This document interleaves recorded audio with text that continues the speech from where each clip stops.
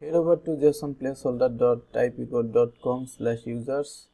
This is a third-party API. This will return us a list of 10 users. Each user has ID, name, username, and address. Select the URL and copy this. Go to the VS Code, and inside the home page, we will fetch data from the API. We will use fetch API, so that will be the response. So we will await and use fetch, and this fetch the URL, and this is await, so we have to make this function asynchronous. Well, to mark this function asynchronous in this structure, you can just add async keyword after default like this. The error is gone. And for the arrow function syntax, I will show you how it is done there. So this is another page. Here in this syntax, you can just put async keyword here, async. So this is how you make a function asynchronous. So let's undo this because this is not needed now,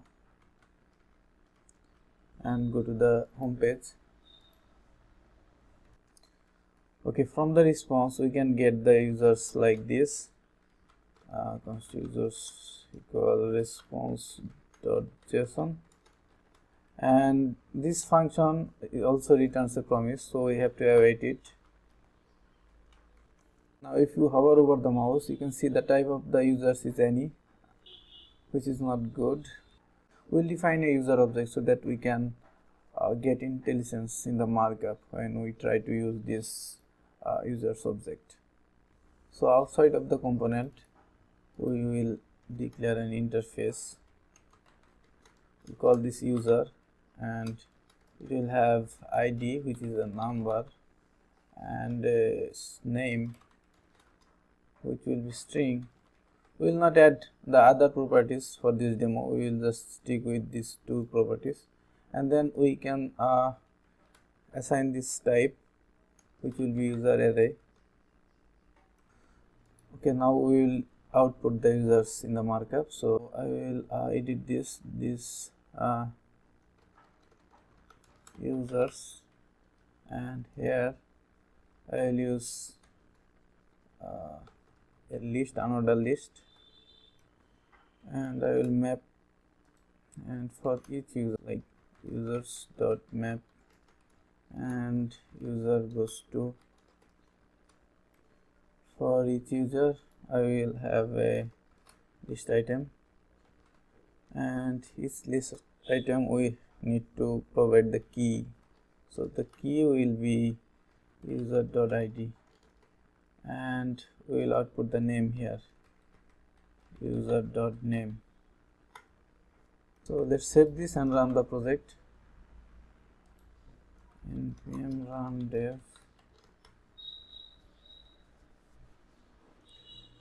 and go to the browser. Here you can see our list of users. Let's go to VS Code. Now you can notice that our component is so much simpler. We are using we are fetching data from third-party API, and we are not using any kind of state variable or use effect, because this is the benefit of using server component. Our bundle is going to be smaller because this code will run in the server. Next.js actually comes with a built-in data cache. So whenever we use fetch function, Next.js will cache the result in a file system based caching. So the next time we go to the same URL, this app will not go to this URL to fetch the data. It will fetch from the file system. But we have full control of this caching behavior. Now if your data changes frequently, very much, and you don't want any caching behavior, then you can specify it like after the specifying the URL, you can add an object which we'll have a property called cache, and you can specify this to no store. In this way, every time you hit this URL, it will not look into the cache, it will go to this URL and fetch the data. You will get the fresh data every time, and this is one option. There's another option, and that is you can specify the time after which the data should be revalidated or refaced. And to do that, you can specify next, and here you can add an object which will have revalidate, and then specify the time like 10 seconds. It will add a background job which will revalidate this data after every 10 seconds.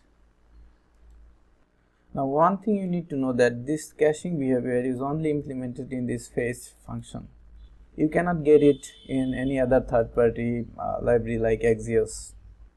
Well, that's it for this lesson. See you in the next lesson.